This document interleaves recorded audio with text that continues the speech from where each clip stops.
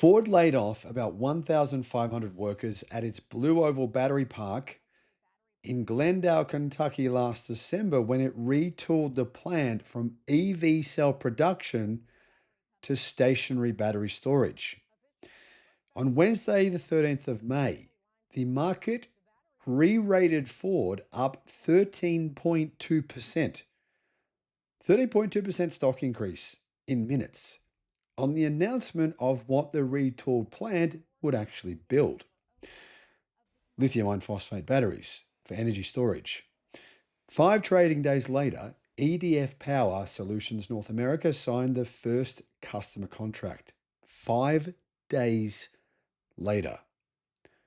Hello, my friends. Welcome to the channel. I'm Sam Evans. You're watching the Electric Viking. Now, full disclosure here, I invested a small amount of money into a company called First Phosphate. So you'll probably know about this if you're watching the channel. The reason being the incredible surge in the sales of lithium iron phosphate batteries worldwide, which are exploding. And they're about to explode even more in the United States. Ford is taking advantage of this. Ford Energy launched as a wholly owned subsidiary with a 20 gigawatt hour annual capacity plan, a $2 billion 2-year investment, and a product line building around 512 amp hour lithium iron phosphate cells licensed from CATL. The thesis was straightforward. The CATL or CATL relationship that had spent 2 years as Ford's largest political liability, you've heard it all right, politicians on both sides of the aisle, Republicans and Democrats, saying, not over my deathbed that you're going to bring Chinese batteries to the United States and manufacture them here. Ford did it. This drew Senate scrutiny. This drew public scrutiny from politicians. This drew furor, really, over the IRA tax credit eligibility of the Blue Oval Marshall, Michigan EV battery plant, that they could then deploy this against a different product class that doesn't face the same tariff and tax credit exposure. On the Electric Viking website, I'll put a link in the description below. We have more articles about electric cars and battery technology than any other website that I'm aware of in the world. So check that out. Link is in the description. And there you'll find our videos and analysis and articles about everything going on in the EV world. Ford stock closed at $13.57. About $7 billion of market cap was added on the session. $7 billion. It was the largest single-day Ford re-rating of the entire 2026 tariff cycle. The market priced in customer validation that hadn't shown up yet. On Monday, well, that customer validation actually happened. So what is the product? Well, the product is the Ford DC block. Sounds like an engine, but it's not. It's a 20-foot containerized battery energy storage system rated at 5.45 megawatt hours per unit, very similar to Tesla's Megapacks, available in 2-hour and 4-hour discharge configurations.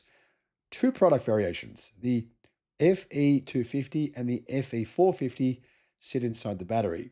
One's quite a bit bigger than the other one, obviously. The cells, CATL's Generation 2 lithium iron phosphate tech, assembled in Glendale in the US.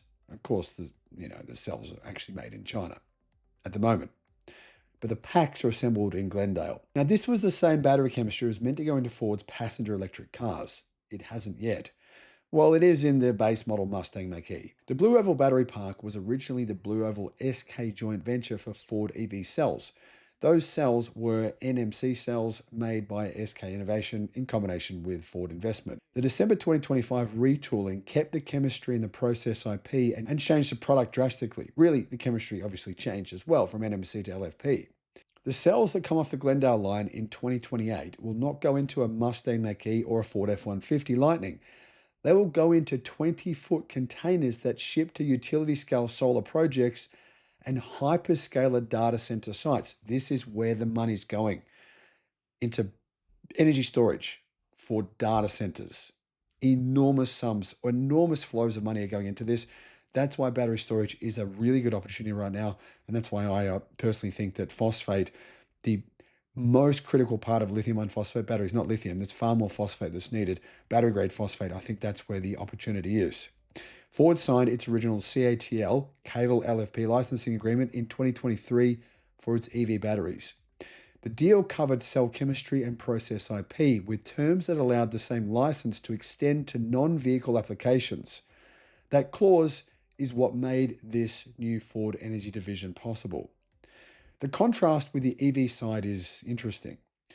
CATL Chemistry LFP cells assembled for the Mustang Mach-E or the F-150 Lightning and Blue Oval Marshall face Section 232's 25% auto tariff. In other words, if Ford puts these batteries into EVs, they've got to pay a 25% tariff. And the IRA tax credit eligibility questions that brought Senate attention twice in 2024 and 2025. The same chemistry packaged into a Glendale assembled DC block, as in big battery, faces neither of those problems. No tariffs, no 25% fee. The DC block ships as stationary storage rather than as part of a passenger vehicle. The buyer is a utility-scale renewables developer rather than a US dealer, absorbing a tariff pass-through. What survives the journey from one product class to another is the chemistry and the supply relationship. What changes is everything regulatory and political that wraps the finished product. GoodCarBadCar.net says that is the trade Ford made when it pivoted Glendale to LFP cells. Wednesday's market reaction said this trade was worth $7 billion, maybe more. That's just the beginning. Because this industry is so big. So who is the company that actually bought these batteries from Ford? Their name is EDF Power Solutions North America. They're the US arm of EDF Group, the French state-controlled utility with a market cap similar to Ford's. The North American subsidiary runs a grid-scale pipeline that historically bought batteries from Tesla, Fluence, and Wärtsilä. Why are they going to Ford? Well, price, that's why. These three are established names in the segment. But Ford Energy, well, with their LFP cells and these packs, they can undercut their rivals.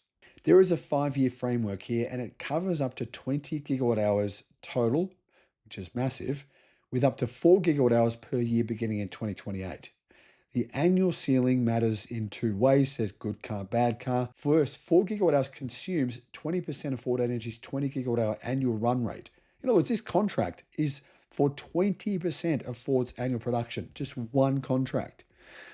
Glendale, a single customer at 20% of capacity, is a kind of anchor investment that lets Ford finance the back half of the plant ramp up with confidence.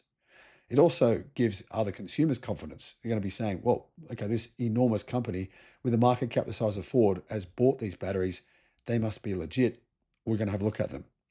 Second, the ceiling sits well below EDF's North American project pipeline, which means EDF has room to pull harder or potentially even get more batteries. The 2028 first delivery date gives both sides 18 to 24 months of qualification and project sitting, looking at the project, looking at the deal before the first batteries actually ship. That cadence is interesting because Ford has been working on customer relationships through Q1 and Q2 2026 well before they launch these batteries to the market.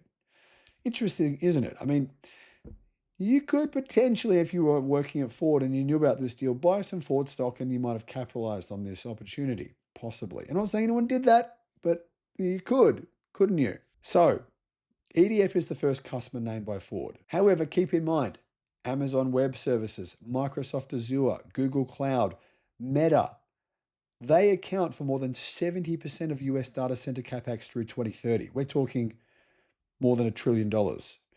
Their procurement cycles run 18 to 24 months from initial vendor qualification to first deployment. Ford Energy's 2028 EDF delivery date sits inside the same window. There's a good chance Ford is going to capitalize on these data center batteries, these enormous possible investment from, not possible, this enormous guaranteed investment from these AI companies. Tesla's Megapack business sits at roughly 40 gigawatt hours of annual capacity across Lathrop, California, and the Shanghai Megafactory. In other words, Ford is already going to be doing half of what Tesla is doing worldwide. Ford Energy at 20 gigawatt hours enters the market at half Tesla's scale, and it enters at a moment when US hyperscaler demand for grid storage runs structurally undersupplied through at least 2030. The 2025 to 2030 US data center capex cycle is the largest infrastructure build-out the US has run since the interstate highway system. That's like 100 years ago. Every gigawatt hour Ford Energy can deliver between late 2028 and whenever, basically it's just buyers going to be queuing up. They won't be able to meet demand. That's the reason why. That's really the big reason why Ford have got this contract, because it's possible that they said to Tesla, do you want this order? Tesla's like, it's a bit big for us. We don't have the capacity to service that deal. The contribution margin math is what makes the equity case work, says Good Car, Bad Car. Tesla's disclosed Megapack contribution margins that Ford has not yet published for the DC block. Interestingly, let's contrast this with Honda. On the same May 13 news cycle that produced Ford Energy, it also produced Honda's 2.5 trillion yen restructuring, the cancellation of 11 billion battery and EV plant, and the cancellation of 3 US-built EVs. The contrast inside one trading day is very intriguing. Honda surrendered its EV battery investment because the consumer EV product could not absorb the tariff cycle, at least not at the moment. Ford routed around the same problem by deploying the same battery chemistry into a product line that tariffs don't apply to. So isn't that interesting? I think this story is fascinating. Ford has basically pivoted to get around Trump's rules, and in a very, very intelligent way. This is going to add huge value to the Ford business. In fact, it might end up saving them in the long run.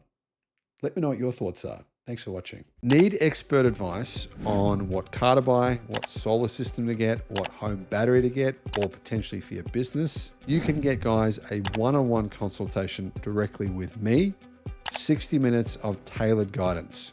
This might help you avoid making a huge mistake spending money when you shouldn't, or potentially save you a massive amount of money.